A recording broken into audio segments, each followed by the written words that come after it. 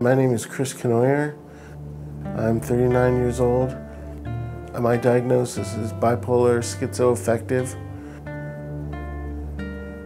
The hardest part is not being able to voice yourself when you feel like no one will believe you, or no one will understand, or no one can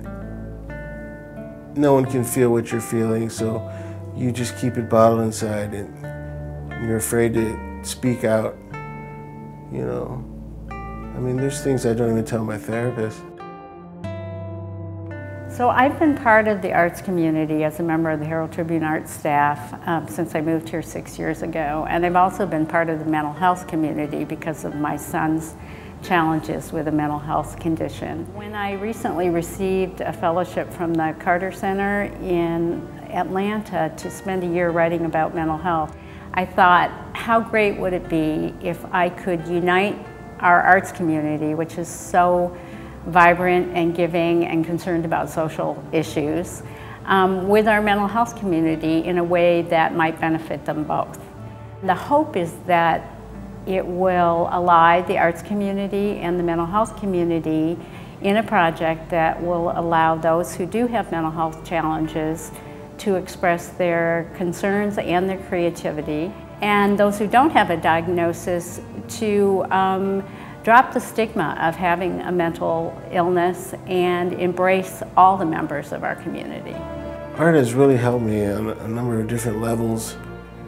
Part of it was to impress and be unique and, you know, avant-garde and all this stuff, but it kind of, that sort of stopped when I was being manic, up and down, up and down.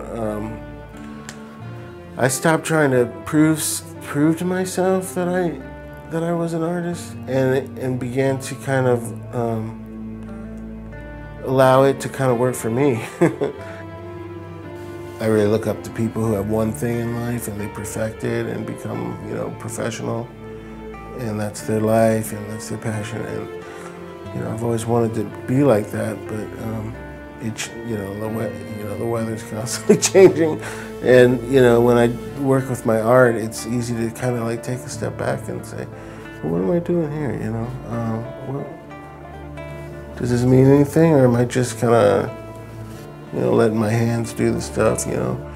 So the idea is that we're inviting anyone in Sarasota County who has a mental health condition of any kind, major, minor, anxiety to schizophrenia, to create a self-portrait of some kind to help kind of put a face on mental illness.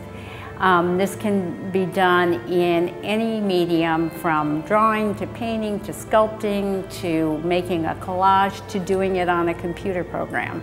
We will also be having monthly workshops to facilitate people's participation, in which we will provide all kinds of materials and some assistance for anybody who might need some creative inspiration from professional artists. So everyone will produce these portraits, and then for those who are willing and want to participate on a deeper level, we will interview them and photograph them and run some stories in the newspaper and online about their concerns and show their artwork. And the whole thing culminates next spring at the height of the art season here with a community-wide exhibition of all the artwork and the stories and the photographs, and just really try to create a community-wide spirit toward embracing and assisting and acceptance of everyone in our community. It would be good if there was just art therapy for everyone. People might be able to change their lives, you know.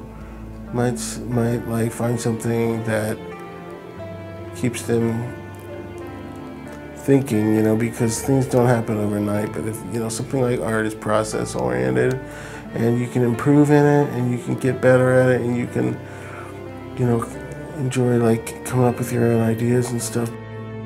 And I think something like art, you know, you can kind of like, you know, carry it with you.